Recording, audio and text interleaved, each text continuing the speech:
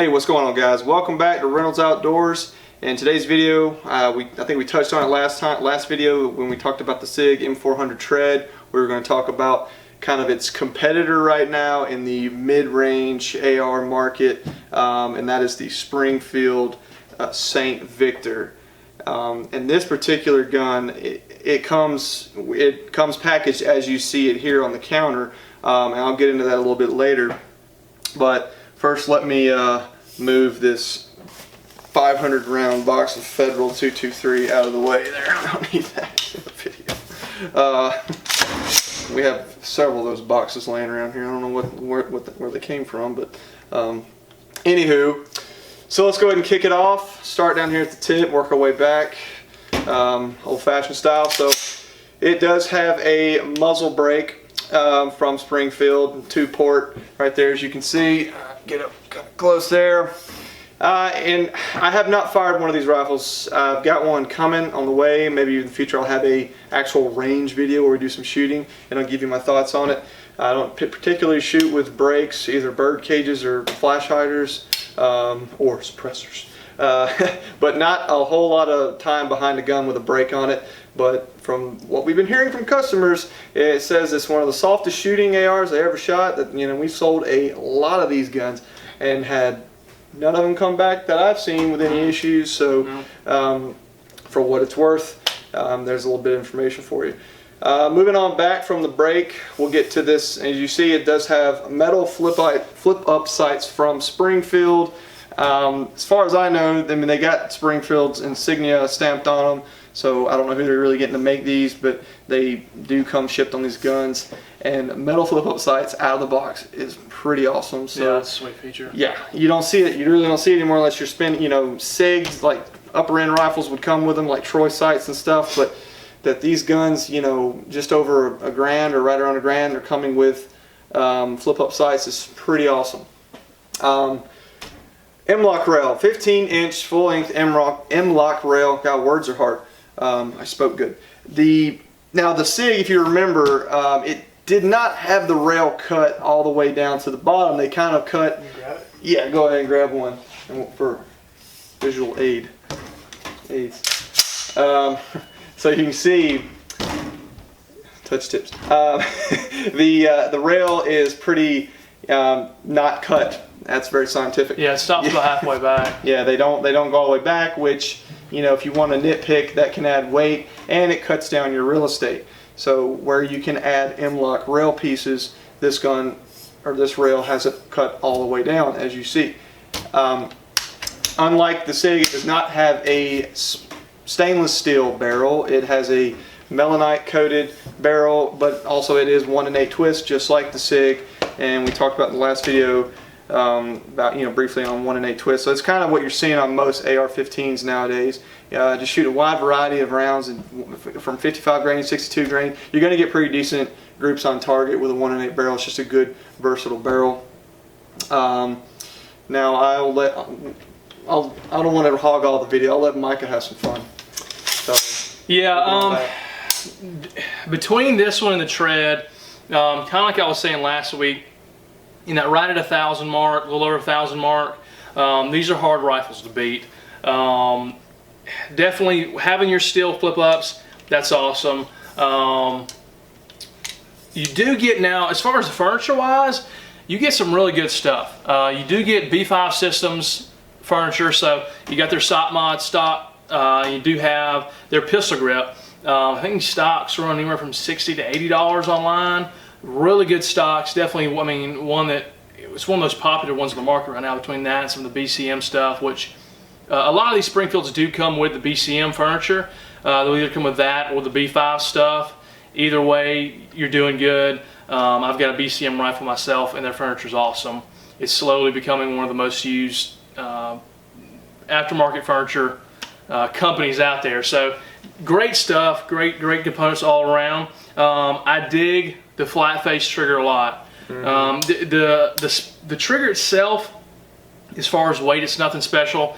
It's a basic mil-spec trigger, but there's something about that flat face that it feels like I can get a crisper pull on it. Just as far as overall even pullback, seems to do that better. So I like it a lot. +5 accuracy. +5 accuracy. The flatness is +5 tactical. So definitely cool there. I dig that a lot. What Seth was saying about the muzzle brake, I've heard the same stuff. I mean, it definitely looks like it's going to mitigate a ton of that recoil. I have not shot it either, so I can't personally attest to that, but I've heard it's great. But, you know, if you're wanting to suppress it, that's useless to you anyways. You're going to pull that thing off right as you get it, so that's not going to matter anything. But if you're not wanting to get into NFA suppressor stuff, then it's a pretty awesome muzzle device. What else we got? What's that on top of it? Oh yeah, the Vortex Spark. It's not an aim point or EOTech, but this came from factory with the Vortex Spark. If you don't, I think this adds $150, give or take, to the total. $199 to the total, excuse me. So without this red dot, it is about $100 more than the tread, so very similar pricing. But you do get the Vortex Spark. For the price point at $199, it is very good specs. I'll have to give it to them. It's very interesting, you know, the good things are said about it. So at that point, it's a good sight. You know, I've heard a lot of good stuff on it. So awesome little setup on top there, coming from factory. Ooh, safety levers. This is an interesting one. A lot of factories don't do this stock. It is a 45 degree, you can see on that side too, I don't know why I turned it. Yeah. It is a 45 degree safety lever, so I don't know if you can see that. They probably can't, but I'm going to show you anyway. So instead of the safety lever going straight up to fire and straight down the 90 degree, it's going to go 45 degree halfway there, so it's going to be quicker transition. Some guys like it, some guys don't, but I tend to like it. I like it a lot. I like it a lot. So, yeah, those are points. I mean, anything I missed or anything you want to add on? Standard M16 bolt BCG. It does have according to Springfield, it has a heavier tungsten buffer in it. So that's sweet. Now that is good too. So if you add a suppressor, it's a little bit heavier already. So I mean, on paper it should shoot pretty sweet, and you wouldn't have to really mess with anything. Changing out buffers and everything, because once you do put a suppressor on a DI gun, sometimes you can get overgassing, the gun runs too hard, and you got to slow that bolt carrier group down either by putting adjustable gas blocks or heavy tungsten. Yeah. They already did the heavier tungsten buffer in there, so you possibly, again, haven't tested the theory, haven't gone out and slapped the can on one of these and shot it, but coming soon. Now, yeah, it touched on the bolt carrier group, nothing crazy there. Then, yeah, nickel boron coated mil-spec trigger. Micah hit all those key features. So yeah, this gun does come packaged as is. I mean, versus the SIG, it is what, about $300 more as packaged. Yeah, with the sight, about $300 more. Without the sight, about $100 more. Yeah, and we got a pallet of these in this way, and this is packaged from Springfield. We did not do this. They included their flip-up sights and the Spark. Which is a MAP price on Spark Vortex, $200 value, lifetime guarantee. You get that VIP warranty with Vortex, and so if you smash it, if you're a Marine, you have to break things, and you do break this, they will replace it if they cannot fix it. So that's an excellent. So you already know you're getting a very good red dot with a awesome warranty. Takes AAAs, so you can find them laying around the house in a junk drawer, and you don't have to remove it to change the battery. So that's a quick, very rough review of the Spark. So we might do some red dot videos in the future, but versus the SIG, and I really didn't intend to turn this into a versus video, but I guess it is. So package, pound for pound, if I were to strip the flip-up sights and this off, they would be right about around the same price, I guess. I mean, because iron sights can be expensive. They cost more. I mean, Imbus Pros can cost more than a red dot. Yeah, 150 depending. Yeah, can cost more than a budget red dot. So I think out of the box, the Springfield as it's packaged right here is probably a pretty good deal. It's hard to turn. It has been, I think, outselling a little bit since we picked these up, the treads, but you know, the SIG loyalists, the SIG fans, they're gonna, you know, they're brutal. You yeah. guys are savages. They're like, you know, Tool fans. You know, if you don't like SIG, you're wrong and you're stupid. So you need to fix yourself. Hey, I'm not hating. I love SIG. I got SIG too. You know, it's great. I get it, but I carry Glocks. So go ahead. One quick thing that I know is the difference between these two. Tell us about QD selection as far as QD on here versus QD on the same. Oh, good. What you're getting. Good. So yeah, the QD. This does have the QD receiver on the stock, and it does have it behind the end plate here on the back of the gun. So where it has it on the SIG, has it on the stock as well, and on the receiver. I'm sorry. No, I'm sorry. I'm wrong. I'm wrong. Yeah, you could put one on the stock. You put a B5 on there, yes. But factory it does not come with one. So you'd already get an extra quick detach point if you want to run your sling, and I do prefer having. I do like having a sling back here. I mean, I have ran it on my other SIG. I think I did have it hooked up on the receiver, but I've since moved it too. But yeah, it is on both sides. But on the stock, of course, it is on both sides. But you do. So if you want to run single point, you don't have to add anything up front to the gun, just like the SIG. If you want to run a single point sling, but you know, most people run 2 points now. All the cool kids are running 2 points these days. But yeah, and I'm really glad that companies are including quick detach, because all, you know, the market slings that we carry a bunch of, you know, QD attachments for slings that don't have them. I can't talk today. I'm an idiot. We take these videos after work, after a long day, so if we are looking dreary or slur our words. We've spoken many words today. Lots of all the words, the whole alphabet, and I'm not as very smart to begin with, so this is hard.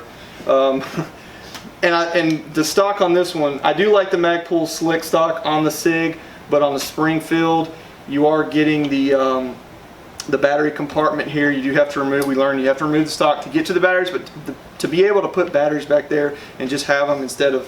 I mean, you do have a storage compartment in the pistol grip, but I don't know. I just kind of like how the batteries can stack up there, and it makes for a great cheek weld too. That's kind of what that's true. You don't get the cheek weld with the Magpul. So if you're wanting to scope one of these rifles, man, that B5 stock is awesome. I mean, as far as getting you a good cheek weld, it really sits nice. Yep. And these guns aren't, you know, I've heard people refer to these as budget rifles. They are not budget rifles. No. I mean, mid-range is a better term, mid-tier rifles, and I really like, I mean, if duty rifles, home defense, you know, pigs, coyotes, whatever the purpose may be, I think these would be excellent choices.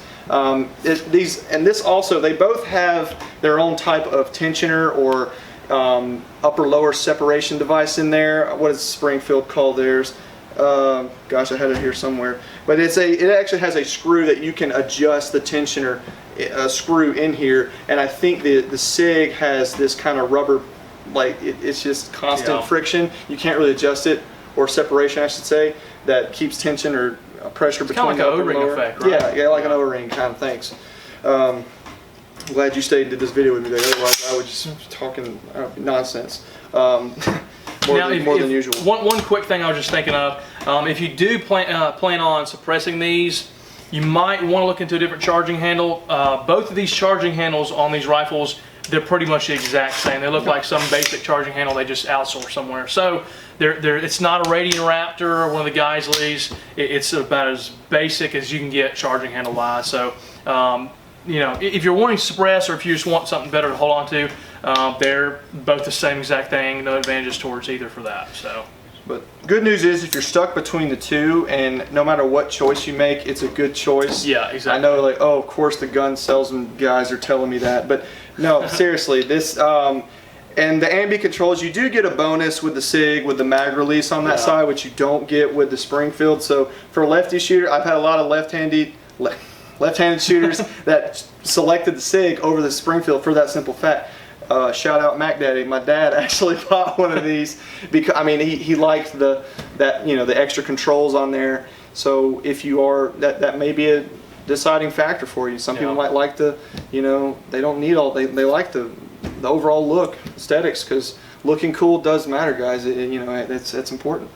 But training matters even more. So again, we do have ammo and stock and magazines on the shelf. So Make sure you're getting as much as you can and getting as much training as you can, and safety, all that good stuff, eyes and ears. This is gonna, speaking of ears, muzzle brakes, guys, it doesn't make you tough to shoot this weapon without hearing protection, especially the Saint, because that brake on there, it's way louder than normal. So make sure you're always wearing, don't be dumb. You're not tough, you're just silly. Losing your hearing is not cool. Trust me, it's not. So wear Ear Pro and Eye Pro and always practice good firearm safety. Don't give them any more reasons to try to take our fun tools away. So I think we've hit. Well, so the question though, between the two, what are you leaning towards? Oh, yeah. If somebody said, "Hey, I'm giving you one of these rifles. Let's take the Spark out, no optics, but we'll leave the iron sights because that's from factory. So just the Spark out of the equation. Somebody's going to give you one of these rifles. What you picking?"